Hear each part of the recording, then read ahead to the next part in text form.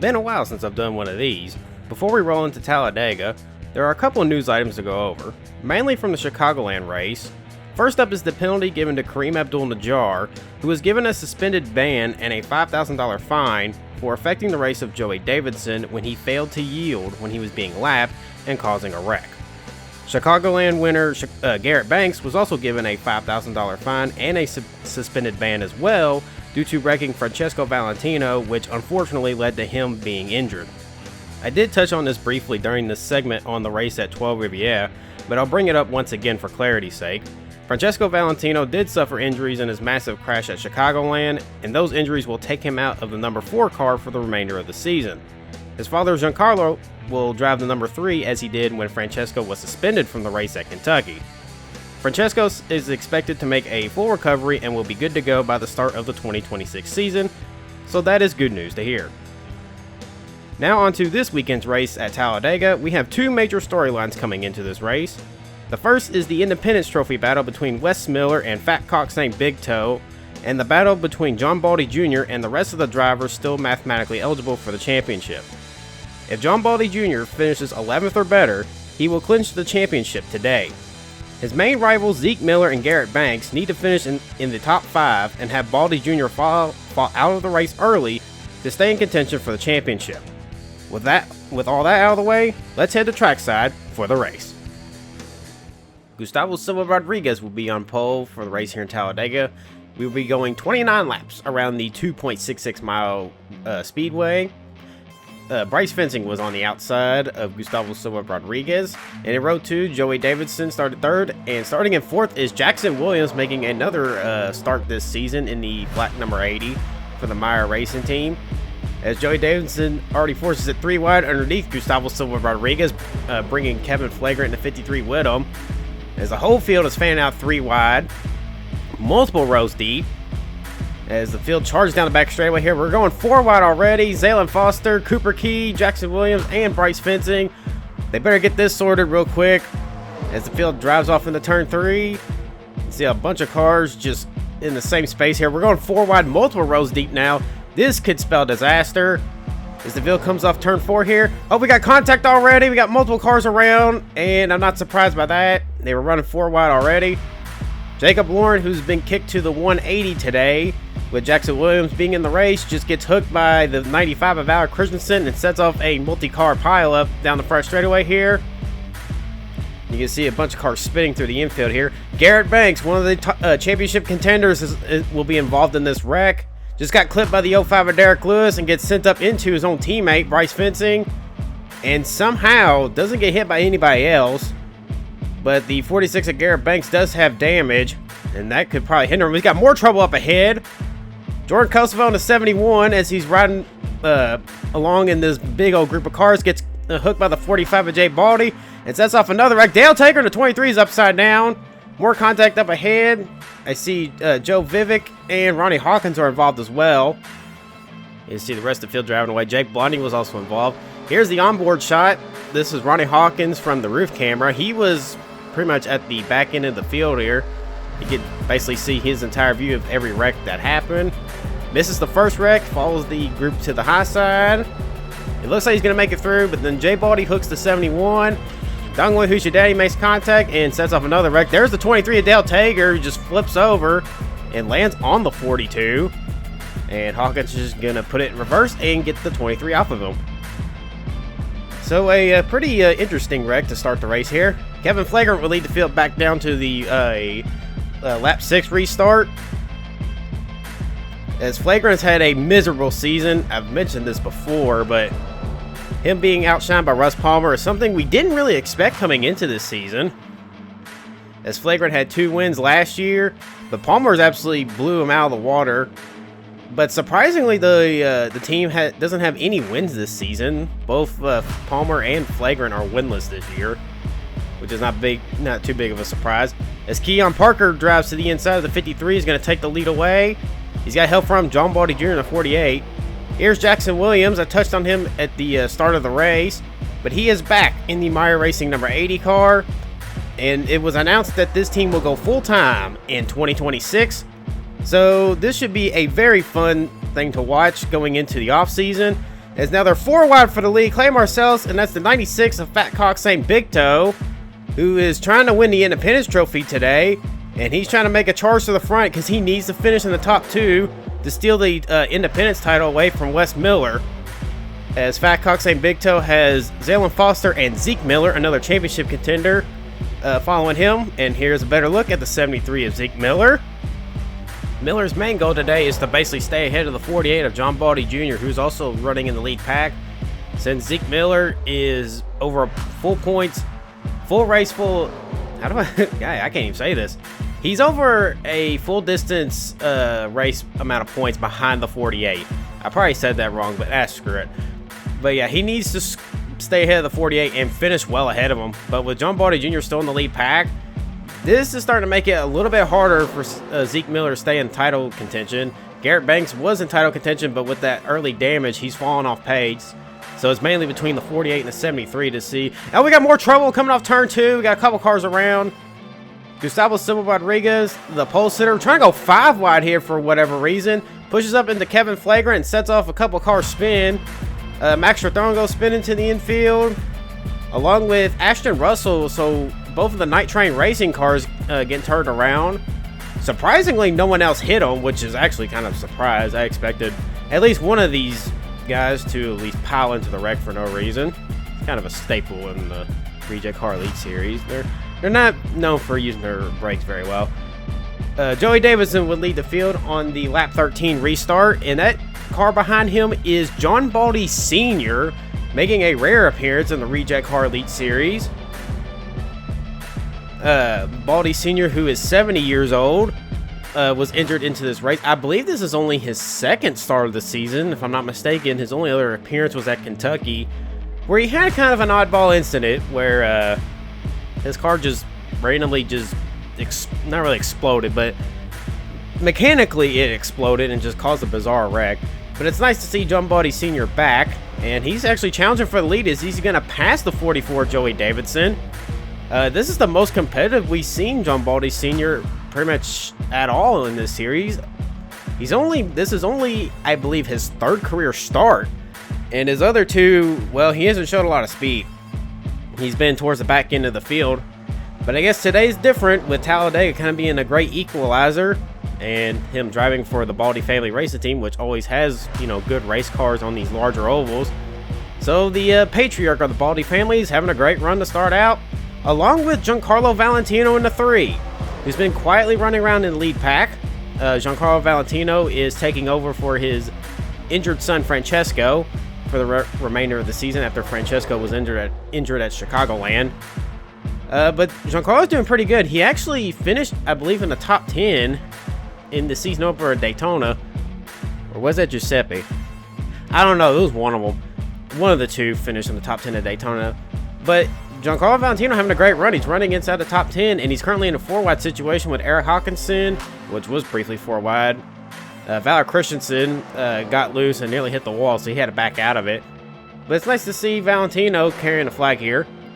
Another car sneaking up towards the back end of the lead pack is Rafael Smolzanovic, who is the other independent in the race today, along with the 96.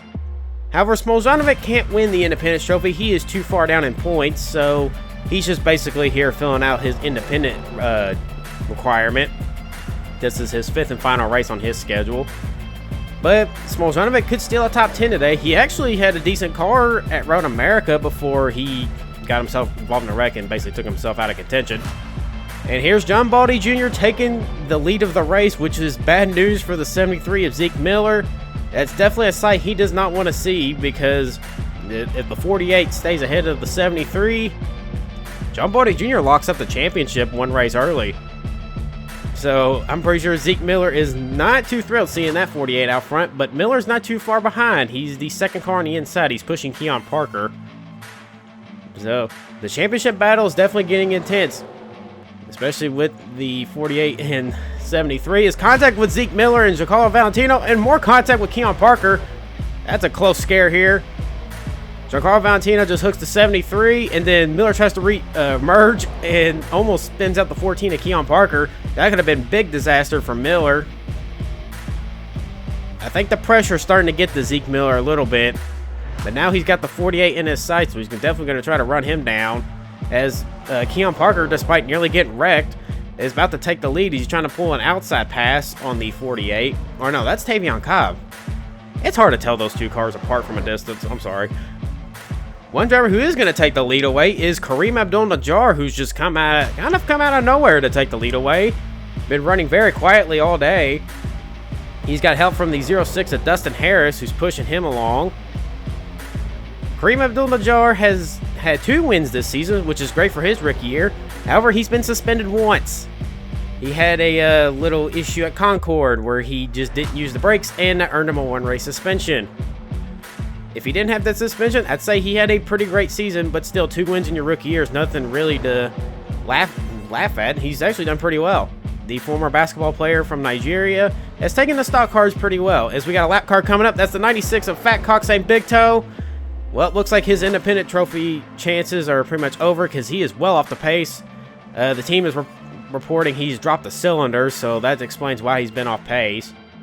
As Zeke Miller is going to be the beneficiary of this, as he's going to take the lead. Jacob Lauren has now moved up to second. I don't know where he came from. He was involved in the first caution. As we got a 3-car breakaway with Miller, Lauren, and Kareem Abdul-Najjar. But John Baldy Jr. is running in 4th, and that's still bad news for Zeke Miller because the 48's not far enough behind him. Miller has to make up 29 points, and that gap from 1st to 4th is only about 15.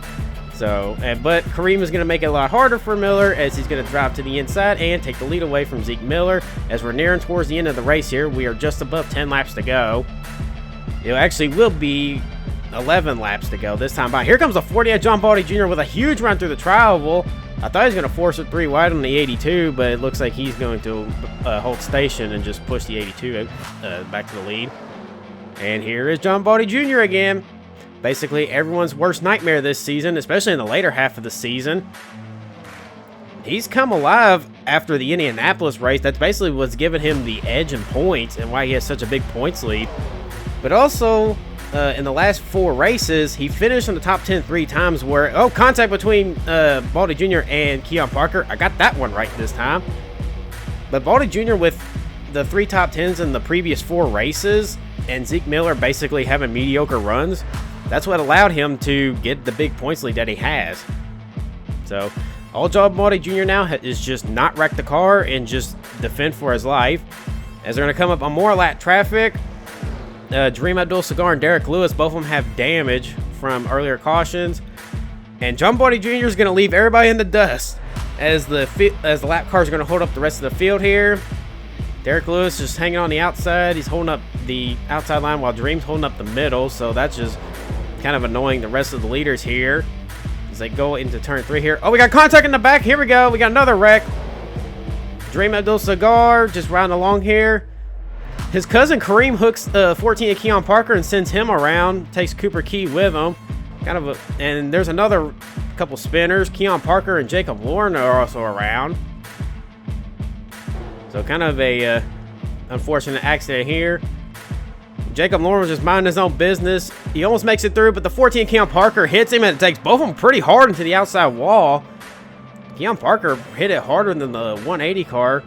But surprisingly, they're going to drive those cars away, which kind of surprised me. I would have thought those cars would have been done for.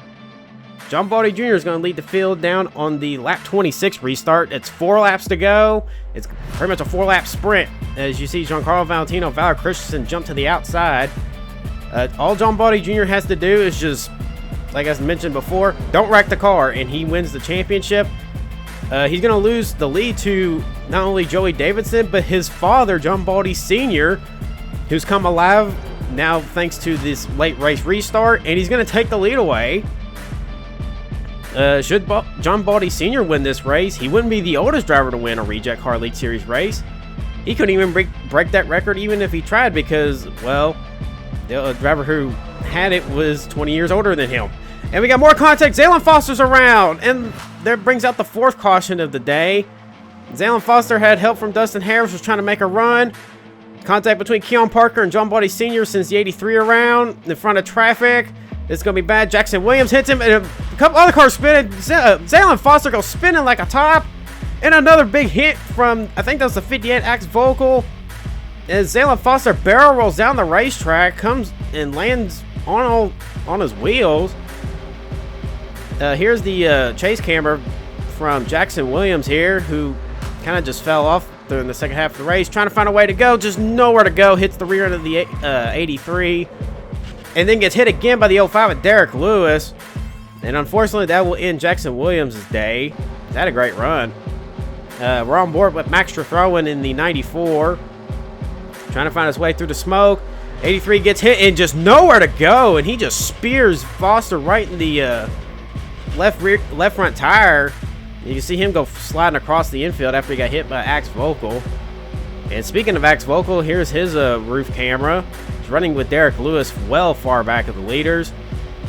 Try to find a way to go. The smoke thickens, just picks a gap, and just unfortunately the 83 just happened to be right there and launches him down the racetrack. That was a pretty nasty hit at the driver's door. As we get one more look at it, this is from the spectator camera in turn 4, or in the tri-oval. Looks like Foster will be fine. He almost actually gets going, but once Jackson Williams hit him, and then just all hell breaks loose behind him. And then that last hit from the 58 was just really nasty cherry on top for all the impacts. John Baldy Sr., who was at the front of this, almost goes around, but however, he drives through the grass, somehow saves the car, and he's going to try to get his momentum back, because they're basically racing for the win here, because we're under 5 laps to go. The race won't get restarted. However, John Baldy Sr. will lose the lead to Joey Davidson as the field comes back to the line here to take the caution. And with the caution coming out so late, as I mentioned, we will not get this race restarted, so we will end this race under yellow. And coming across the line, Joey Davidson will finally take his first career victory in the Rejectcar Elite Series here at Talladega. And here are the results from Talladega. Joey Davidson finally gets his first career victory. Tavion Cobb, another runner-up finish. He probably would have had a chance at the 44 had the John Baldy Sr. not come screaming back up the racetrack. John Baldy Jr. comes home in 3rd place. Well, I've already mentioned this before, but that 3rd place finish very much guarantees him the championship. Dongle, Who's Your Daddy, comes home in a quiet 4th place, was able to get a top 5 through the last lap chaos. John Baldy Sr., the most competitive we've ever seen him, gets his first career top 5, so congrats to the 70-year-old, and puts 2 Baldy family racing cars in the top 5.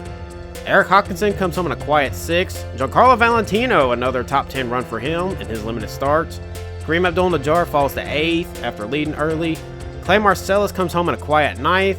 And rounding out the top 10 is Zeke Miller, but unfortunately that means his championship chase is over, finishing behind the 48. And here are the final independent standings after Talladega. Wes Miller basically was untouched. Fat Coxswain Big Toe dropped the cylinder, and unfortunately they gave him a pretty poor finish. He actually went out of the race. So Wes Miller is your 2025 Independence Trophy champion. I was just say champion, but he's the Independence Trophy winner with 158 points. A pretty good season for the 16-year-old. Basically showed a lot of maturity and got away with a lot of great finishes. He had a couple bad moments here and there, but other than that, he raced pretty cleanly, so he got rewarded with the Independence Trophy. But this is basically the final standings. Tommy Salami 2nd, Jebediah Butterturner 3rd, Bear Cervantes 4th. Zebediah Wheat Farmer rounds up the top 5, so both of the Harvest Life cars finish in the top 5. And basically, there's the rest of the independents. You can just look at them there. I will say, though, Antara Keiko in 20th. Oh, that poor son of a gun. Didn't have a great season at all. Only 32 points. Hopefully the Finnish Engineering cars will return for next season, because I'm pretty sure Keiko would like to redeem himself along with his teammate Druzvinick. And here are the final point standings. Well, not the final point standings, but here are the point standings after Talladega. I already kind of spoiled it, but John Baldy Jr. is your 2025 Rejectcar Elite Series champion. He has amassed a 105-point difference between 1st and 2nd place. Joey Davidson, who actually jumped up to 2nd with his win and knocked Zeke Miller down to 3rd. Garrett Banks is 4th. Bryce Fitzing in 5th. Val Christensen 6th. Russ Palmer is 7th. Gustavo Silva Rodriguez 8th, Keon Parker 9th, and Alex Constantine round out the top 10. So basically, the championship doesn't matter next week for Decatur. John Baldy Jr. has already been crowned champion, so yeah, I'm sorry to say it didn't go to the final race, but John Baldy Jr. turned up second half of the season, so it's basically well deserved for how many great performances he had, and he just took advantage of everybody else just falling by the wayside. And in his first full-time season, John Baldy Jr. is a champion, and at least one of the Baldy brothers thought they were going to win it all, which was Jay Baldy, who said he was going to win the championship. But that would be his older brother instead, and I'm pretty sure Jay's still not happy about that. I'll let you know later if he is or not. And just for the hell of it, here's 11th through 20th. Zaylen Foster is 11th in points, Tavion Cobb 12th, Clay Marcellus 13th, Jacob Lauren 14th, Kareem Abdul-Najjar 15th, Jay Baldy 16th, Max Throwing 17th, Dungwon Hujidae 18th, Cooper Key 19th, and Eric Hawkinson rounds out the top 20 in points. I will say this though, Zaylen Foster, he did climb out of the car under his own power after that last caution. However, he was taken to a local hospital for further evaluation. And from his team owner of Racing Therapy Incorporated, Billy Bob Backrub, when he was asked about Foster's condition, he said that Zaylen is okay. It's just a running further test to possibly see if there's any underlying issues they're not aware of. So Foster is being held overnight just for observation. But so whenever we get an update on Zaylen Foster's, another update on him, we'll relay it back to you. Billy Bob Backrub said he shouldn't miss Decatur, so they're basically kind of just banking on that. But yeah, really not much to show here, but just for for the hell of it, here this was the top 20 going into the final race. Even though we have crowned a champion for the 2025 Rejectcar Elite Series season, we still have one more race to finish before the season wraps up. Next time, the Rejectcar Elite Series heads to Decatur, Illinois for the final overcapacity event of the season. While the championship is wrapped up, all other positions in the points have yet to be decided, so teams will still need to bring their A game. This has been Jim Format for the Reject Sports Network. See you then! If you have enjoyed the Rejectcar Elite Series and want to watch more races, click here to watch the playlist of the season so far. If you want to keep up with the series and don't want to miss a race, please consider subscribing by clicking here. Thank you for watching, and I'll see you soon.